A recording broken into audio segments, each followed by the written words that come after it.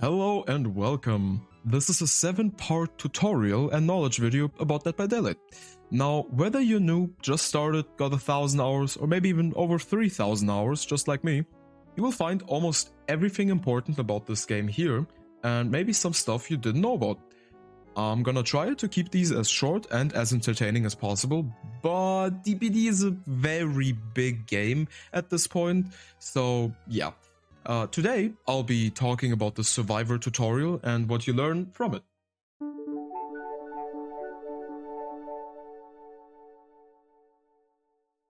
Starting off, you can find all the tutorials under the Play and then the Learn to Play selections, to where you are shown a pretty interesting tutorial board for Killer and Survivor with some pretty nice rewards actually. And you start by clicking on the first tutorial, How to Play Survivor. So the tutorial is built kind of like this. You load onto a map, figure out the controls, briefly learn about scratch marks and vaulting, and then you finish your first gen.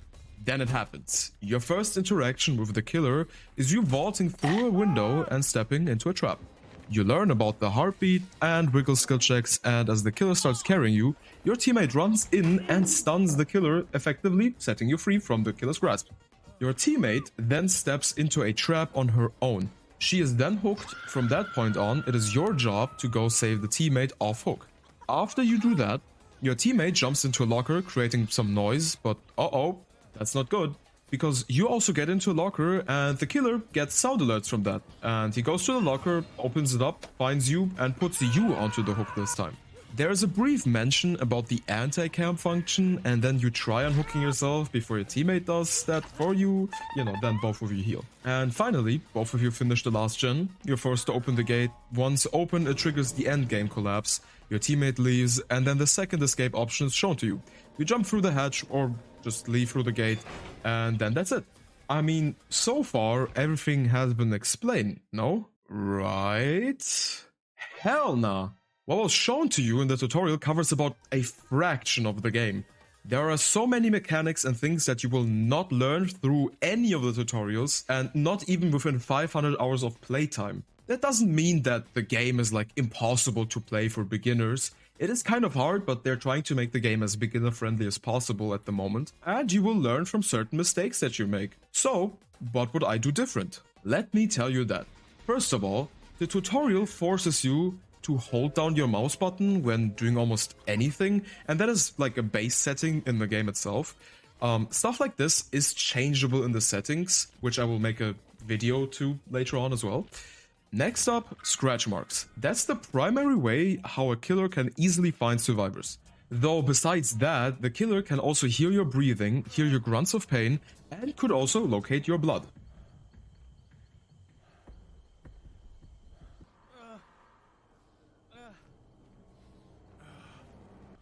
Every time you run, you basically reveal your location. Scratch marks are a thing that is often a bit confusing to understand, but think of them like a half sphere around your character that paints the ground and walls every time you start running. Should you run close to a wall, those scratch marks will appear on it, and that could often benefit the killer a lot more than scratch marks on the ground. Because seeing things on a wall from a distance is much easier than seeing things on the ground from a distance. Now, crouching isn't really touched on at all. There are a few benefits to crouching. Otherwise, your character goes quieter by 50%, making it harder for the killer to actually hear your grunts of pain.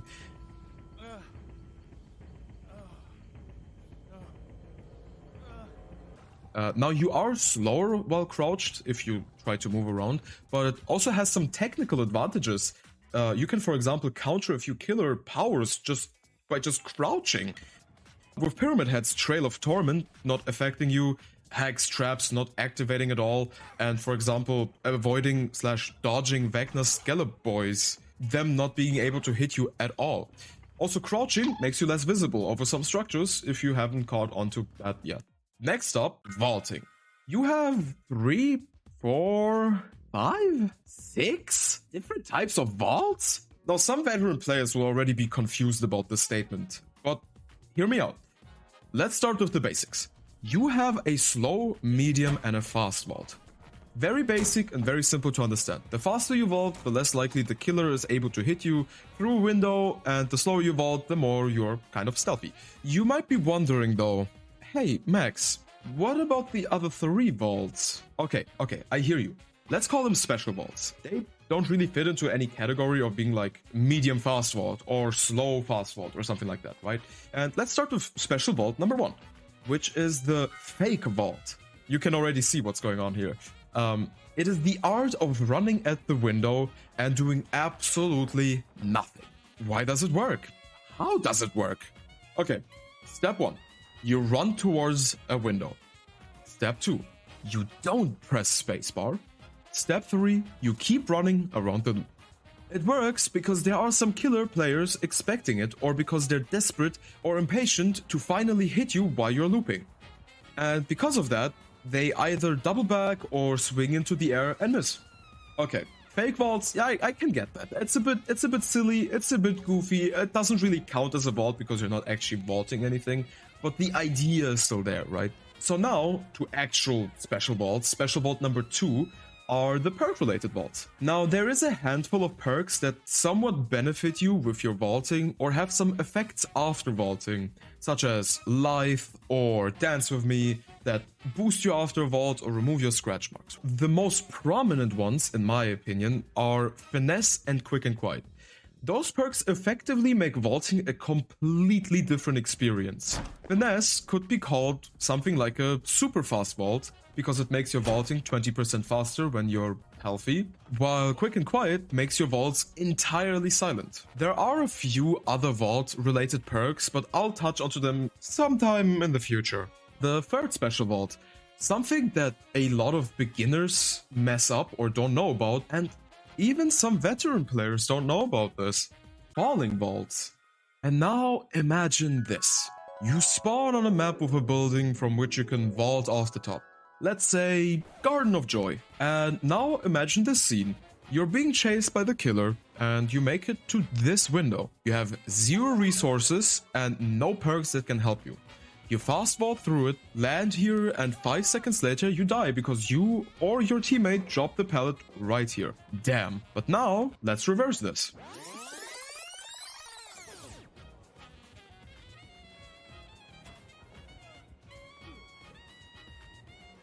Notice anything different? If you said that the survivor's travel distance was less than before, you would be correct. When you hold W while you are vaulting from a high place, you will naturally go further, as already shown with this Garden of Joy window. So, there are situations where you wanna let go of W, and some where you don't. As for another example, the Gideon meat plant map. You ever just vault this window just to be hit a few seconds after because you tried to drop downstairs? Well, that's because you probably held W, and thus lost distance by having to run backwards first instead of taking an immediate right. Try it out when you're in a real game. You might notice you might maybe become better at looping off of high structures. Wow, this was a lot. But we ain't done yet. No, really. Final thing about vaults. So vaulting locks you into an animation regardless of whatever else you press or do. For some killers, that is super beneficial because they can just hit you while you are in that animation. And for exactly that, I have 2 tips for you. Tip number 1 is your item. Should you be in high ranked matches, you might notice that whenever you try to vault or fake vault, the killer seems to always know whenever you're committing or faking and acts accordingly. And no, it is not cheating or mind reading. It is because that exact killer is looking at your item. It's because when you vault, the animation takes priority, thus making your held item disappear for a second, which allows the killer to react in that short second and injure you easily. So, if you have an item that you don't need anymore, or you really struggle with that particular killer at windows, just drop it and basically play barehanded. That way, the killer won't be able to always see or even guess correctly whether you're faking or actually committing to the window vault. And tip number 2 is the art of letting go of shift. Watch this clip.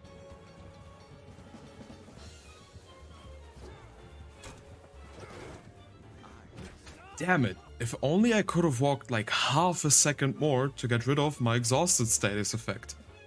Wait a second, what if I...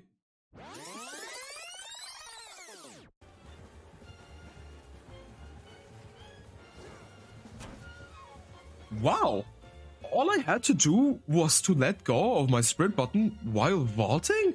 Believe it or not, but you can actually sometimes activate your exhaustion perk twice in a chase as long as you let go of your sprint button every time you vault a window or a pallet.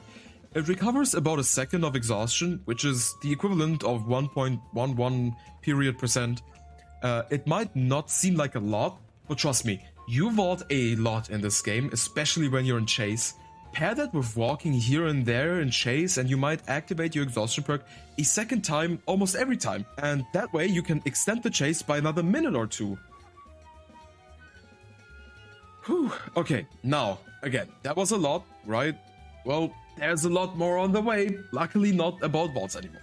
Gens are relatively simple despite their somewhat complicated exterior. Firstly, to complete a gen, you have to sit on it for 90 seconds base kit, so without any perks that help you or any great skill checks. Since there are 7 gens on every map, out of which you have to complete 5 every time in every game, it correlates to 450 seconds or 7.5 minutes if you alone do all of the gens back to back. But since there are 4 survivors who can do that at the same time, the shortest time you can realistically finish all the gens base kit is closer to 130 seconds or just a bit above 2 minutes. You can recognize gens from their top lights. If they're blinking, then the gen has 0 or 99% progress.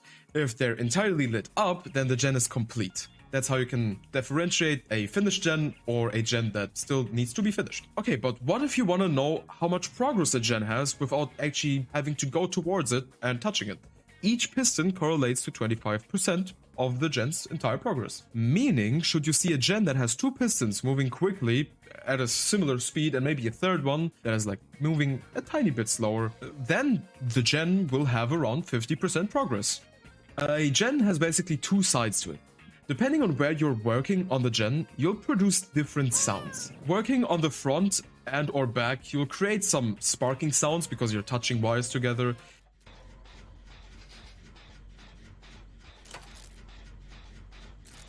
And working on the sides, there will be a lot of mechanical sounds of twisting and latch opening and all that stuff.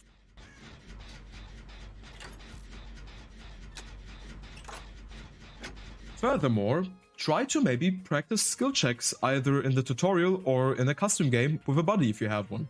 They're hard for beginners, and if you want to really try, make your friend equip the perks Merciless Storm and or Colrophobia on the killer to make skill checks either appear periodically every time you get to completing a gen, or make them super fast and hard to hit whenever you're healing.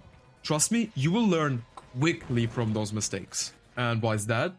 Because if you miss a skill check on a heal or a gen, it will take 10% of the progress and temporarily stop the progression for a few seconds. A great skill check on a gen is plus 1% progress, while on a heal it's plus 3% progress. And the final gen related thing, if you work with a buddy on a gen, you'd think that it'd be done faster, and you'd be somewhat correct. The bar that you see on the gen is usually a kind of white-ish color. If you have a gen booster, like a toolbox, that color will turn yellow or maybe like kind of a gold. But if it's red, that means you're suffering a gen penalty. Now, those penalties usually happen from killer perks, but it also happens when another survivor works with you on the same gen. A gen with 2 survivors on it doesn't get finished in half the time, so the expected 45 seconds, but instead 53 seconds out of those 90 total. That's because there's a speed penalty of 15% for each survivor on the same gen. If you want to finish a gen in half the time, you'll need a third survivor to decrease the time down to about 43 seconds, and a 4th survivor would cut that time by another 2 seconds down to 41. Remember this, if you're working on a gen, try to do it alone or with a maximum of 2 other teammates. So a total of 3 people on the same gen to get the best value in a normal game. Wiggling and wiggle skill checks are super simple too. The white zone shrinks every time you hit it while wiggling, and it makes the killer sway from left to right a bit more. And I would recommend you to do it as much as you can, because funny enough, those wiggle skill checks give you a ton of blood points. The entire time you need to wiggle off of a killer's shoulder amounts to about 15 seconds. If you wiggle out of the killer's grasp, you are theoretically, in quotations, intangible for a few seconds. But for some killers, that doesn't really mean anything. You'll still be hit by a nemesis zombie, you can still activate a knight's guard and even be swarmed by artist's birds. But fun enough, you can, for example, walk over trappers' traps. Yikes behavior. Anyways, wiggling has the exact same effect that pallet or flashlight saves have. The only key difference with those are that you're forcibly trading a resource for a hook stage. Flashlight and flashbang saves now have a very nice grace period where it's almost impossible to mess them up. If the killer is picking up and the survivor is about hip height, or if you count to 2 seconds in your head, you will never mess up a flashlight save. Pallets, on the other hand, are a bit different. For a pallet save to work, you will need to stun the killer right as the pickup animation ends, or if you count to about 3 seconds in your head. Basically, once the killer is capable of being mobile, they're stunnable. Also, there are perks that can help with stunning the killer. Next up, following the steps of the tutorial, if you or a fellow survivor is hooked, don't panic. Every survivor has 70 seconds for each hook state, which is 140 seconds in total, which is almost 2.5 minutes. Keep working on a gen in that time and focus on the HUD. If their hook timer, this little thing, has lost about 25% of its entire progress, and there's still nobody unhooking, then I'd recommend you start taking action so you can go get your buddy. Also, pay close attention to the aura of the hooked survivor. If they suddenly turn or look a bit different, that means they're currently being unhooked by another teammate, reassuring their safety and allowing you to turn back around should you already have started going for them. Okay, lockers. Super duper simple as well. You can get into them in 2 ways. Quickly and slowly. A fast vault into a locker is obviously louder, but faster. Though lockers are primarily used to block the killer's aura reading perks like barbecue or their powers like Doctor's Shock ability. So their primary use is for stealth reasons. Or in combination with other locker specific perks. Be careful though. If you're going into a locker injured, the killer could still hear your grunts of pain and might locate you like that. If your aura is already revealed to the killer, they will know which exact locker you went into due to the aura only disappearing once you're already at least a second inside. Okay, now back to hooks. They are the killer's best friend and main objective. The killer is supposed to hook you and keep you on there as long or as much as possible. You also have things like anti-tunnel and anti-camp. Anti-tunnel is a 10-second period when you get unhooked, where you have the effects of endurance and speed to get away from the killer, and if the killer is able to catch up to you and hit you while your endurance is active, you will not go down, but instead go into deep wound. You could see it as a sort of half injury, but more on that in a different video. Anti-camp is a meter that slowly fills up depending how close the killer is standing to you being on hook. It prevents killers from obviously camping hooks early game to gain an advantage and leave a sour taste in your mouth if you're the one that's being camped. With the anti-camp meter, you can unhook yourself in both the first and second stage. The only issue with this function still is that your teammates cannot see your anti-camp progress bar, and killers, understanding how far away they're supposed to stand and basically proximity/proxy camp you, so the bar only fills up very slowly or even not at all. It still exists, but that's not something you'll encounter every second or every 5th game. Just be careful, the anti-camp bar disables after the final gen is complete, as the killer has no other objectives other than to kill. So if you're working on the final gen and you know that the killer is camping, maybe wait before finishing it, so your teammate could have the chance to unhook themselves. If you're the one going in for the unhook and another teammate also rushes in, then who should unhook? I mean, you want blood points, right? Well, are you running any unhook perks? Let's see. Distortion, boil over dark sense, balance landing. No. Now, if you unhook, it doesn't really benefit you or the unhooked person. Let's see what the Jake is running. Oh, look here. The Jake has a bunch of unhook perks. For example, the perk Will Make It. It's a universal perk and gives the unhooker a 100% boost and healing speed. Meaning that if you don't have any unhooking perks and there is a second person, allow them to unhook in case they have a perk that is going to help. Another example is the perk Deliverance. It allows you to unhook yourself without the help of any other teammate, but first you need to unhook someone else safely for that to activate. So since that Jake safely unhooked that Meg earlier, he himself can unhook himself now without the help of any of us, as shown in the video. Least but not last, the end game. Let's start with this. The gens are done, the game is basically finished. Doing a gate will take you exactly 20 seconds, and each of those lights indicate 25% progress. A pretty cool thing you can do is to 24% a gate. 24% a gate? What does that even mean? Let's say you're in a situation where the killer closed the hatch and now your only option of escape is to open one of the gates and run out. What you can do is you can start opening the gate and let the progress bar below meet right under the letter A in the word escape. Or if you're unsure, you can also stop the progression right under the letter C. Now you'll notice that the gate doesn't have a light shining. That's because you 24% the gate.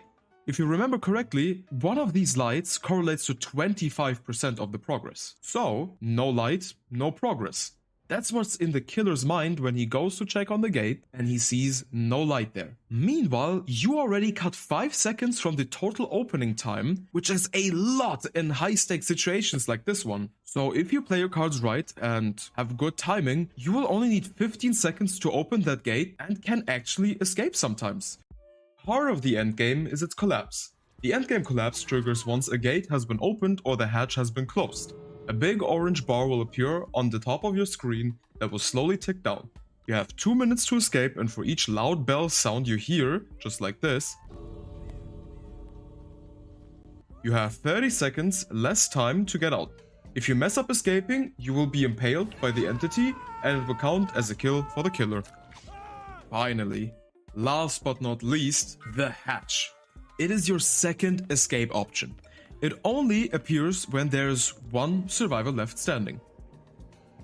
Now, I've already said that the killer can close the hatch and prevent this specific escape option for you. But should you bring or find a key in a chest, you're able to open it and escape through it immediately.